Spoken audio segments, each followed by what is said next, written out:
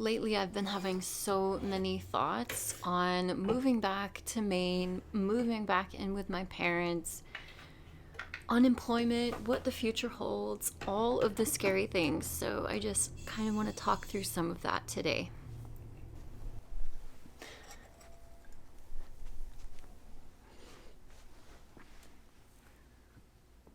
Good morning. Welcome to the Pillow Fort.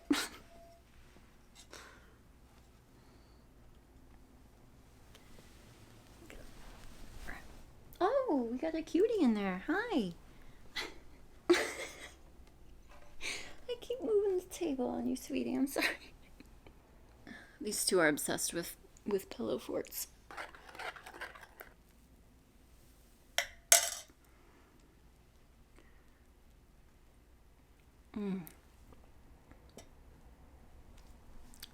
Nothing better. Hey, baby. All right, today we're just gonna catch up a little bit because I feel like all of a sudden a million different things are happening at once. They're not. It just feels that way all of a sudden, and I think it's just staying a night at home and really facing the reality that I'm moving soon. Uh, but also, the thing adding anxiety is I don't know when I'm moving. Not that that's anxiety, whatever. That I can just take as it comes, but it does. There's just so much that goes into it because now in my mind I'm sorting out, like, okay, if I do end up at my parents' house, which that's looking like what's gonna happen unless some job happens to come flying in at me with a great offer, other than the farm job. I mean, like any of these other full-time career positions that I'm applying to in other towns and cities, in Maine and New Hampshire. I'm still, trying to apply to things, all, as big of an area as I can. I don't want to limit myself.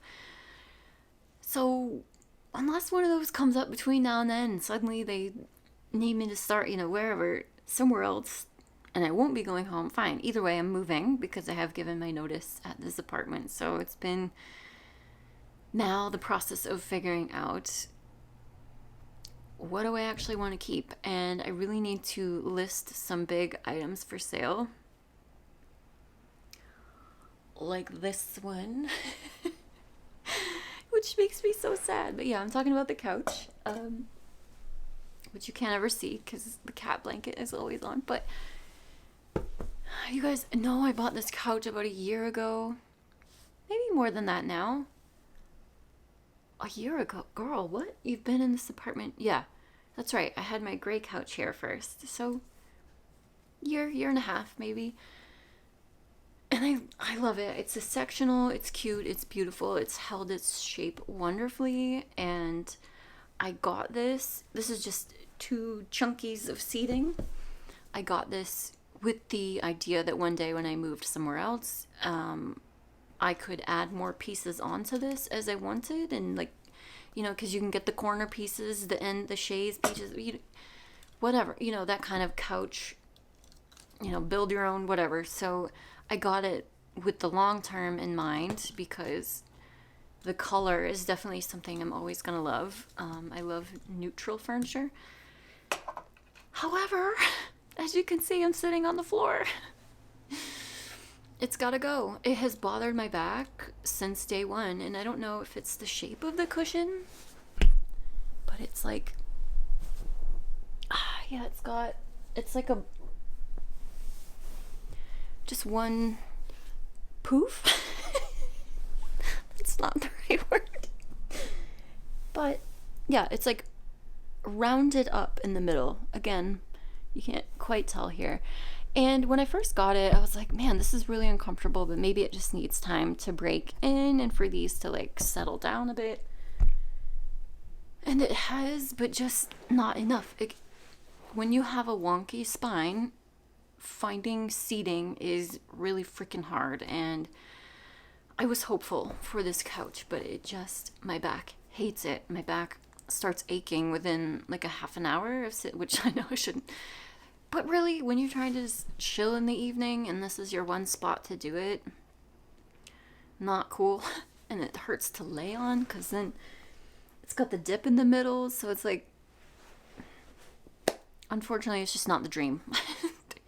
It costs a pretty penny. It's a Castlery couch, which absolutely can speak highly of the brand. Like, it's, like I said, it's held up really well. It still looks really nice, and stains have come out pretty easy. And I'm talking balsamic vinegar. I haven't gotten curry on it yet by some stroke of a miracle, but can't imagine that would come out. But balsamic vinegar, I can speak pretty highly on this brand. I feel like just not this couch for my back. Again, it's just my back. I have mild scoliosis, so my spine does things it shouldn't. But yeah, it's unfortunate. Finding seating is hard, but this has got to go. There's no point in moving something that I'm not going to be using in the future anyway. Like, there's no point to that. And then once this is gone, I can move that big old beanbag back out here. And not that it's in my way in the bedroom. Like, my bedroom is the exact same size as my living room, which is pretty huge. But yeah, I can bring that back out here, and I can see it in the viewfinder right now. One more thing that has to go. Again, back issues. However, that was just like a cheap, ordered off Amazon, ergonomically friendly with like all the different back supports and this and that. No, it's plastic pieces that drive into your back in places that it shouldn't be. So that's gotta go. Overall, I really routinely declutter and really keep a close eye on things that are accumulating in my space. At this point, everything else I have, I love pretty dearly. So let's talk about moving home for a second. Again, I know I already have, but I think I'm gonna have to make, or I think I will make, one more trip up to Maine before I officially move so that I can paint the bedroom I'm going to be living in. Don't worry, I'll show you the before because it is. Y'all, I don't know. There's some paint jobs in that house. If you're anything like me, though, when you are decluttering or moving, the decluttering definitely gets a bit more cutthroat as you get closer to the moving day. Something that was like, maybe I'll hang on to that, maybe I'll use it later. As we get closer, those things usually end up getting the axe because it's like you get so sick of packing and stuffing shit in boxes, and the boxes just keep on growing, and you're just like, well, where did all this shit come from? Yeah, every time. As someone who's moved almost every year of her adult life, happens every time still. But I don't know if... So this thing behind the couch is... I don't know if you can tell, but it's the closet doors from my bedroom closet, which are the exact same ones as this living room closet, which I freaking hate. The double, like, solid closet doors on a clothing closet because you have to shut one, and then you want something over there, you have to keep doing this. I can't stand that for some reason. Just put the damn accordion things on there so I can fold it open. I don't know. Anyway, I have to figure out how to hang those back up. It was an interesting challenge getting it down, so that'll be fun. But behind that, though, yeah, you can't tell, but the picture frames are not sitting on the closet doors. They're sitting on about this much saved cardboard. The whole couch and everything has just been slowly creeping further and further away from the wall over the last 2 years because I have saved every Chewy box. Every time I need to order stuff, food and litter for the cats, every Chewy box gets saved back there. And I like ordering litter from Chewy because it comes in a cardboard box instead of the plastic tub, and you can't get the cardboard box at the store. It's so much lighter, it's smaller, anti-plastic, so I like ordering through Chewy for that reason. hopefully this should be the last delivery I need while living here. We'll see. But another big moving box.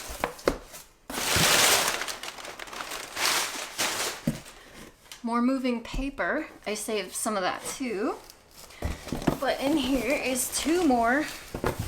Oh God.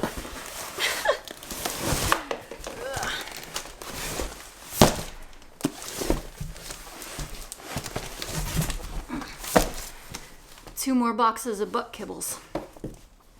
I didn't get any more food kibbles because I think we're locked and loaded for a while, but butt kibbles. I got 2 boxes because I'll be gone to Florida for 5 days, 4 nights. And when I'm gone that long, I'd like to put up their backup litter box just because there is 2 of them. Yeah, they have a pretty big litter box, but still, we don't need any poopy feet incidents. So normally I scoop it every day, every other day, but not gonna be here, so gotta give them some options and some space, because woo, this should be plenty of litter to get us through the move. And I'll have 2 more smaller cardboard moving boxes. Plus, I mean, come on, look how big these Chewy boxes are. Huge too. Like, they're almost too big for heavy things. Like, if this is too heavy, obviously this box will be way too unwieldy. But I've also been collecting the occasional Amazon box that has come in, or from other things here and there, but mostly just these 2 boxes, box sizes. Guys, I know that seems odd, but like, this box. These are the friggin' sturdiest boxes I've ever seen. Like, they're not big by any means, but they are so tough and hold a lot of weight. So for those heavy things that are smaller, like cast iron pans for one example. I mean, these, and books especially, because now that I don't work at the nuclear plant, I don't have access to all those like paper ream boxes with the lids. Those are the moving dream, but we don't have access to those anymore. So we're using cat litter boxes. But those are going to be so clutch for the heavy shit. And now I already got a cat in the box. Hi, honey. People might think that's a little crazy, but you know what? I'll be damned if I'm gonna spend money on cardboard moving boxes. No way. Cardboard boxes are not expensive. They're what? Actually, with inflation these days, I have no idea what they cost. $1.50, $2 a piece? I don't really know. Depending on size, of course, but what a waste. I have so much cardboard coming in the home routinely. Not so much, but you know, every other month when I order something for the cats. Very obvious adult moving life hack. But overall, I'm excited to be in Maine for the summer. I am so sad to be, I'm 5 miles from the beach right here. Like, I can hear seagulls. I'm gonna be so sad to move this, far away from the beach. My parents' house is 40 minutes from the beach. It's not like it's, I know. But it is nice because that is definitely one of my mental happy places. Obviously, marine scientist, like, built my whole life around the ocean. But what I am excited for, you guys, I was sleeping on Maine beaches when I lived there. Like, the private cutesy ones. Like, if you've been to Maine as a tourist, it's probably more southern Maine, or possibly like up in the Bar Harbor region. All of coastal Maine is incredibly touristy, but southern Maine really gets the most of it. And in southern Maine, there's still good stretches of big, wide, sandy beaches. But when you get up more north, it just becomes rocky, and the like rock edges and the pine trees that are growing on them, they're just right at the bitter edge, and it's so cool. Maine beaches are so beautiful, and especially like the private local ones. I did find a couple over more recent years, very briefly when I've just been driving around for God knows what, I just found like local little hidden gem areas that aren't necessarily on a map of like touristy beaches to go to or popular beaches or whatever. So I'm so excited to find more of those kind of local hidden gems, and I cannot wait to share them with you guys. Of course, Maine is so pretty. Update on the furlough situation. So it has been 2 months now. Thursday, I got an email. My second 30-day furlough reassessment happened, and still furloughed. Yeah. On top of that, when I had paid for my benefit premiums to keep my employer sponsored benefits through my furlough, they told me one amount and I paid it, but I overpaid by like $50 or something because they had given me the wrong amount to pay. So they said, we'll just hang on to the money until you come back to work, and then we'll just put it in your next paycheck or whatever. So, okay, fine.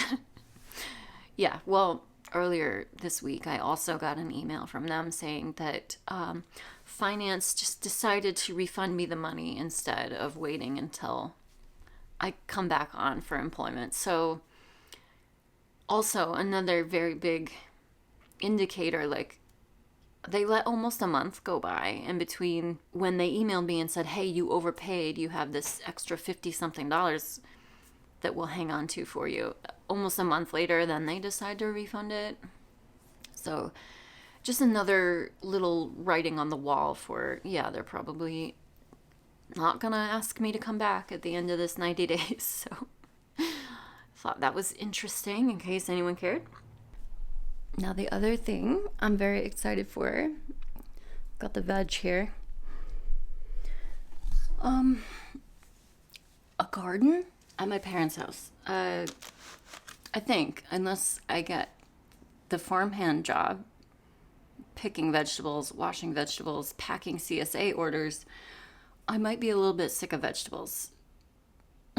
My parents do have a small garden every year. They have 3 raised beds, and you know, they grow a little bit. My stepmom loves cherry tomatoes and strawberries, so they have a whole strawberry bed that hopefully they'll continue to keep coming back every year. So other than weeding, not much to be done there, but they don't get home from their snowbird life in the sunny south until the end of May.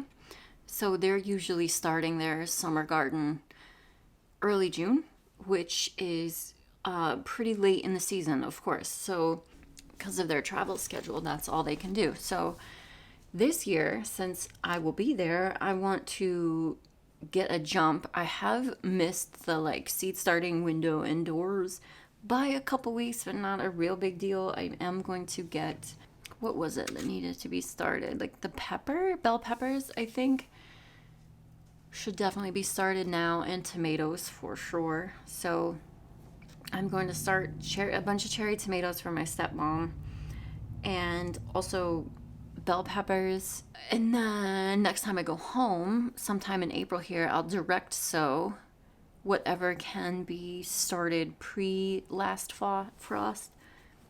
Maybe not much, but at least I'll be home around the last frost date, which will, for their region, is May 5th. All of those things that need to be started, like after danger of last frost, I can start those early May, so they have at least a few weeks jump, maybe a month head start, as opposed to waiting for my parents to get home to be able to start it. So hopefully they can have a little bit better of a harvest this year and do more of a succession, especially with tomatoes. So we'll do that. And I'm just going to sneak a bunch of other things in there that they don't necessarily grow, but slip them in. Some kale, some spinach, a bunch of herbs. Herbs and lettuce actually are definitely something I want to grow in the gardens. So I'll be doing that. They won't mind. Trust me, they won't mind. And now it's just a few days until I leave for Florida. I don't know where March went, but it feels like snuck right up on me, which is so exciting. I gotta pack. I gotta get ready. I'm really looking forward to this trip because I feel like I need like a jolt of life zapped back into me. As weird as that sounds, I've been in such a rest period. Certainly, you know, unemployed, not doing a whole lot aside from walking and the gym. Yeah, I guess I have been kind of cooped up because that's what you do when you try to save money, because it costs like $100 to walk out your front door these days. But I'm definitely starting to feel the spring energy. Like, okay, getting a little bored, a little antsy. Be nice to have some social interaction, something to do. So I'll go down south where it's been 80 degrees apparently. When I'm peak pasty, oh, it's gonna be so lovely. I fly out on Thursday and I fly home the following Tuesday, so after Easter, which means next week's Transfer Tuesday will probably be a day late, so I'm just putting that out there.